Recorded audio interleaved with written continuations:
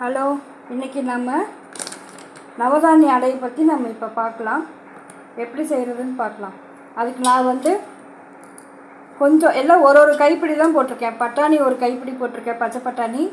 அவரை ஒரு கைப்பிடி போட்டிருக்கேன். துவரம்பருப்பு கொஞ்சம்,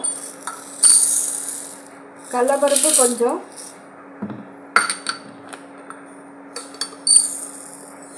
பாசிப்பருப்பு கொஞ்சம்,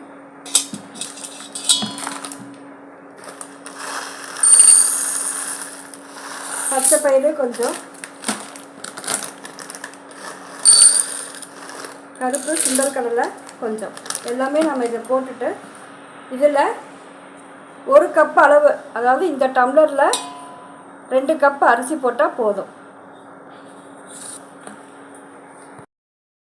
இப்போ இதில் 2 டம்ளர் அரிசி போட்டாச்சு. நான் இதை நம்ம ஊற வச்சிடலாம். நல்லா ஒரு 4-5 மணி நேரம் நல்லா ஊறினதுக்கப்புறம் நம்ம சின்ன வெங்காயம் இல்லைன்னா பெரிய வெங்காயம் எதாக இருந்தாலும் சரி, ஒரு 2 வெங்காயம், ஒரு தக்காளி, கருவேப்பிலை, கொத்தமல்லி, உங்களுக்கு காரம் எவ்வளோ வேணுமோ அவ்வளோ போட்டு நீங்கள் நல்லா மிக்சிலே அரைக்கலாம், இல்லை கிரைண்டர்லேயே அரைக்கலாம். உங்களுக்கு எதில் சௌகரியமோ அரைச்சி எடுத்துகிட்டு வந்துக்கலாம்.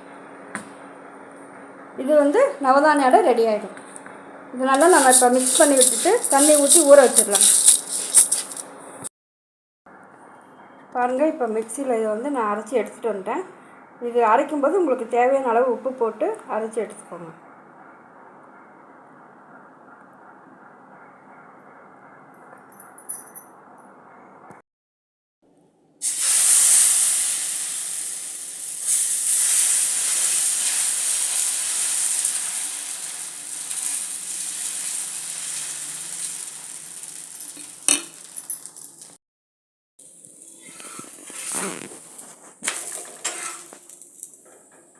நவதானிய அடை ரெடிங்க.